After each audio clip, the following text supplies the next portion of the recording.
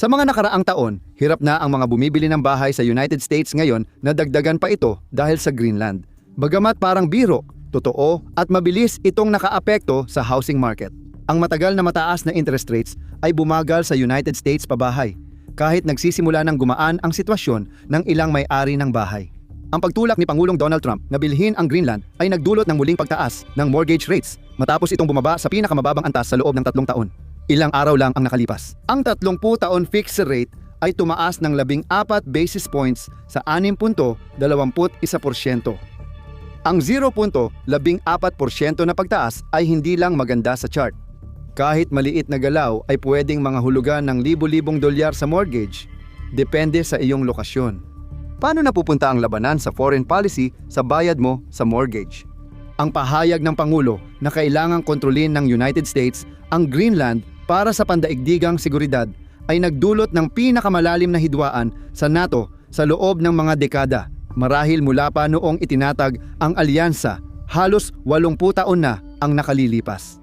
Kasunod ng mga mungkahi na maaaring kunin ng United States ang isla sa pamamagitan ng puwersa kung kinakailangan, ilang bansa sa Europa ang nagpadala ng kaunting bilang ng mga sundalo sa isla. Bilang tugon, sinabi ni Pangulong Trump na lumikha ang mga bansa ng hindi katanggap-tanggap na antas ng panganib. Ayon sa kanya, magpapatupad ang United States ng 10% taripa sa lahat ng produkto mula Pebrero 1 at magiging 25% sa Hunyo 1. Mananatili ito hanggang may kasunduan ang United States na bilhin ang Greenland. Ngunit nagkamali ang White House kung inisip nilang magbabago ang posisyon ng mga Europeo.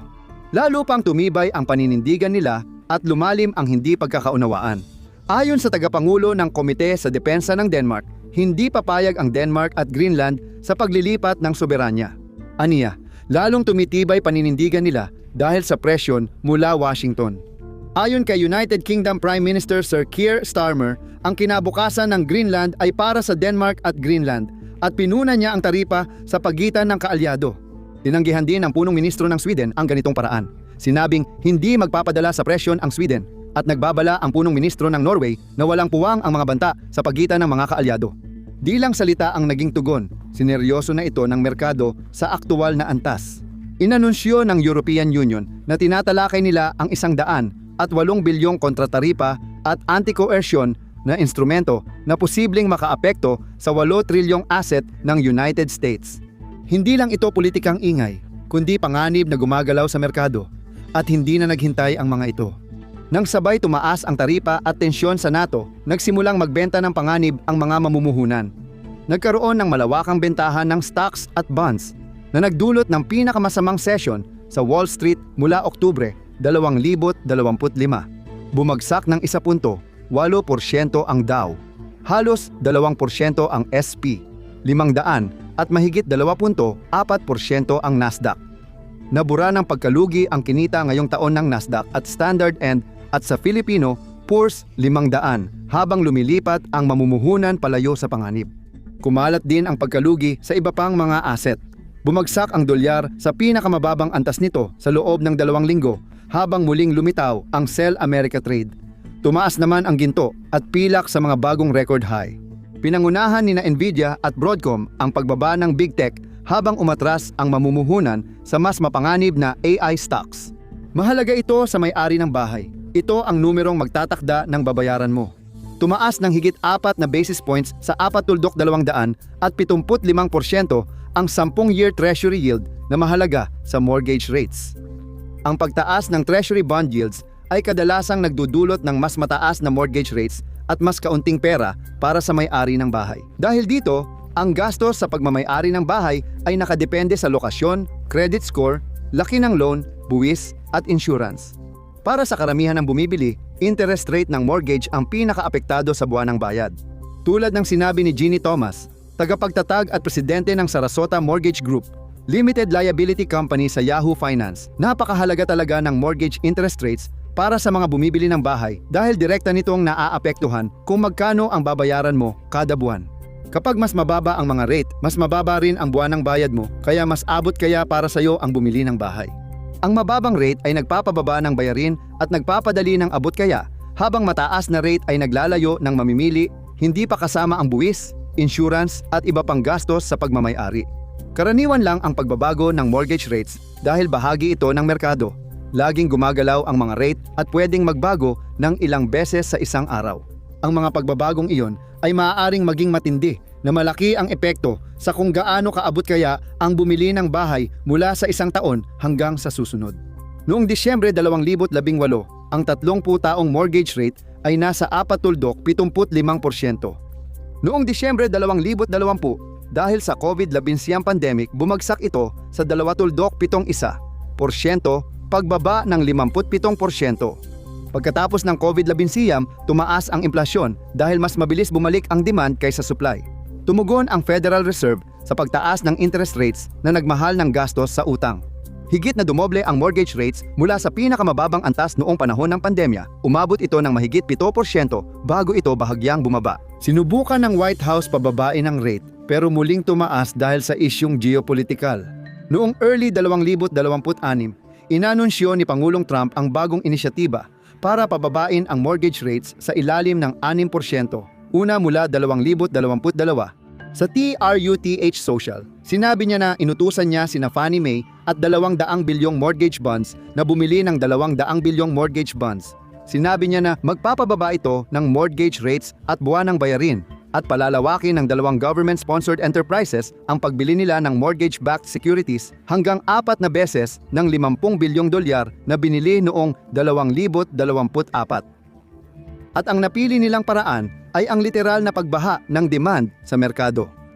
Ang mortgage-backed securities o mortgage-backed securities ay mga investment na binubuo mula sa mga pinagsama-samang home loan. Ibinebenta ng nagpapautang ang mortgage sa mas malalaking institusyon na bumubuo at nagbebenta naman nito sa mga mamumuhunan para kolektahin ang bayad. Kapag tumaas ang demand para sa mortgage-backed securities, kadalasang bumababa ang kanilang yield na madalas ding nagpapababa ng mortgage rates. Kapag bumaba naman ang demand, tumataas ang yield at karaniwang sumasabay din ang pagtaas ng mortgage rates. Ang pagbili ng mortgage-backed securities ay nakakaapekto sa mortgage spreads o ang pagitan ng 10-year treasury yield at 3 few-year mortgage rates. Sa kasaysayan, ang mortgage rates ay karaniwang nasa mga 1.8% puntos sa taas ng treasury yields. Sa mga nagdaang taon, lumaki ang agwat kaya mataas pa rin ang mortgage rates kahit bumababa ang treasury yields. Kapag tumataas ang demand sa mortgage-backed securities, lumiliit ang agwat kaya bumababa ang mortgage rates. Ang pagtaas ng pagbili ng mortgage-backed securities ay nagdulot ng pagbaba ng mortgage rates sa pinakamababa sa loob ng 3 taon matapos ang anunsyo ni Trump. Pero kahit iyon ay hindi sapat para ganap na makontrol ang mortgage rates dahil may mas malalaking puwersang nagpapagalaw sa mga ito. Sabi ng Yahoo Finance, sang-ayon ang mga eksperto na makakatulong pababain ng mortgage rates ang pagbili ng mortgage bonds, pero bahagi lang ito ng solusyon. Ang demand sa mortgage-backed securities ay isa lang sa ilang salik na nakakaapekto sa mortgage rates. Maliban kina Pangulo, Federal Reserve Chairman Jerome Powell o Pangulong Xi Jinping ng China, kakaunti lang ang magagawa mong impluensya sa karamihan sa mga ito. Malakas ang koneksyon ng mortgage rates at federal funds rate na rate ng overnight loans ng mga bangko sa isa't isa.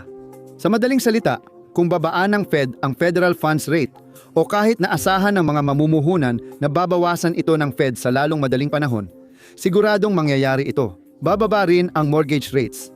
Malaki rin ang papel ng inflation dito. Kapag mababa ang inflation, mababa rin kadalasan ang mortgage rates. Kapag mabilis tumaas ang presyo, gusto ng nagpapautang ng mas mataas na kita, kaya tumataas ang mortgage rates. Ang kalagayan ng ekonomiya ay nakakaapekto sa demand sa mortgage at interest rates. Kapag mas mataas ang kita at may trabaho ang tao, mas kampante silang bumili ng bahay. Tumataas ang mortgage rates pag marami ang gustong umutang. Bumababa naman kapag mahina ang ekonomiya at kaunti ang kumukuha ng mortgage. Nakakaapekto rin ang mga patakaran at programa ng gobyerno sa kabuuang ekonomiya. Pero ang mga partikular na patakaran at programang may kinalaman sa mortgage ay may malaking papel din sa pagtukoy ng mortgage rates. Ang mga tax break at pautang para sa abot-kayang pabahay ay maaaring magpataas ng demand sa mortgage, dahilan ng pagtaas ng mortgage rates. Ipinapakita ng Greenland na hindi lang United States policy ang nakakaapekto sa mortgage rates. Sa global na kaguluhan, nililipat ng mamumuhunan ang pera sa United States Treasuries para sa seguridad. Pwedeng bumaba ang treasury yields at bumaba rin ang pressure sa mortgage rates dahil sa demand na iyon. Ang 10-year Treasury yield ang huli at pinakamahalagang salik na nakakaapekto sa mga mortgage dahil magkadikit ang mga ito. Madalas bumababa ang mortgage rates kapag bumababa ang 10-year yield at tumataas naman kapag tumataas ito. Dahil sa tensyon sa Greenland na nagdudulot ng kawalang katiyakan sa NATO at pandaigdigang merkado, mas madalas suriin ng mga mamumuhunan ang panganib na maaaring magtaas ng United States 10-taon Treasury yield. Kapag tumaas ito, madalas tumaas din ang mortgage rates at gastos sa utang ng may-ari ng bahay. Ang pagtaas ng pananaw sa housing market ay nabawi agad ng volatility, kaya bumalik ang mortgage rates sa antas noong taglagas ng 2025. Maaaring tumagal ang epekto, lalo na kung magtuloy ang sigalot sa Greenland at maapektuhan ang mga merkado. Kung magtutuloy ang trend ng rate, maaaring maapektuhan ang pagbangon ng housing market matapos 3 taon ng mababang bentahan. Inaasahan ng maraming ekonomista at tagasuri ng merkado na magsisimula ang unti-unting normalisasyon sa 2026 kapag bumaba ang mortgage rate at humupa ang volatility. Habang tumatagal ang pagkakabalam, mas malamang na manatiling mataas ang mga mortgage rate ng mas matagal na magreresulta sa mas hindi kayang abutin o tuluyang hindi kayang bilhin ng milyon-milyong Amerikano ang mga bahay. Kahit may nakikitang benepisyo ang administrasyon sa pagkontrol ng United States sa Greenland, maaaring mahirapan pa ring makabili ng bahay ang maraming Amerikano dahil sa pagtaas ng gastos sa paghiram. Siyempre, nagkakaiba-iba ang mga mortgage rate depende sa nagpapautang at sa bawat estado, gayon din ang mga presyo ng bahay. Karaniwan, tuwing may kaguluhan, mas apektado ng volatility sa Greenland ang mga mahihirap na may-ari ng bahay kaysa sa mayayamang pamilya. Maliit lang ang pagkakaiba ng mortgage rate sa mga estado. Noong Nobyembre, halos 1/4% lang ang agwat ng pinakamataas at pinakamababang average rate. Naglalaro mula 6.57, 6.60% sa taas at 6.36, sa baba. Gayunpaman, ang agwat sa pagitan ng average na presyo ng bahay ay kadalasang ibang usapan na. Noong Oktubre ng nakaraang taon, ang karaniwang bahay sa California ay aabot ng humigit kumulang 8,333,000. Sa kabilang dulo naman, maaari ka pa ring makabili ng bagong bahay sa halagang mas mababa sa 250,000. Karaniwan sa Louisiana, Michigan at West Virginia, habang pinakamababa ang average na presyo ng bahay sa Iowa na 228,000. Ang 0.14% na pagtaas sa mortgage rate na dulot ng issue sa Greenland ay mas masakit kaysa sa inaakala ng ganoong kaliit na pagtaas. Sa California, ang 0.14% pagtaas sa mortgage rate ay magpapataas ng buwanang bayad ng $70 at dagdag na $23,000 sa kabuuang utang. Sa Iowa, kung saan mas mababa ng halos 3.65 beses ang presyo ng bahay kaysa California, ang parehong pagtaas ng rate ay magdadagdag ng $35 kada buwan. Kung ikukumpara sa presyo ng bahay, mas ramdam ang dagdag na iyon na nagdadagdag ng halos $12,700 sa buong mortgage. Sa pamilyang mababa ang kita, mahirap kayanin ang dagdag bayad. Habang tumatagal ang mataas na interest rates, lumalaki ang pasanin. Lalala pa ba ito o may paraan makalabas? Matapos ang issue sa Greenland at pagdalo sa World Economic Forum sa Davos noong Enero 2020, sinabi ni Pangulong Trump noong 2026 na may framework agreement na sila ng NATO tungkol sa kinabukasan ng Greenland. Binawi niya ang banta ng dagdag taripa sa mga kaalyadong Europeo at sinabing hindi siya gagamit ng puwersa para itulak ang pag-aari ng United States.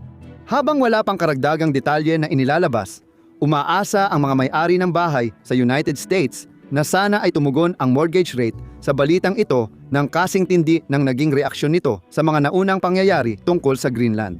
Pero sana ay sa kabaligtarang direksyon naman ngayon. Kung makita ng merkado na lumalamig ang alitan, pwedeng bumaba ang treasury yields at mortgage rates. Pero kung mauwi ang Greenland sa isang matagalang tensyon na patuloy na nagpapakaba sa mga mamumuhunan, maaaring mapilitang magbayad ang mga bumibili ng bahay ng mas mataas na rates ng mas matagal kaysa inaasahan ng kahit sino. Panoorin kung kailan inaasahang babagsak ang ekonomiya ng United States, narito ang petsa o i-click ang video.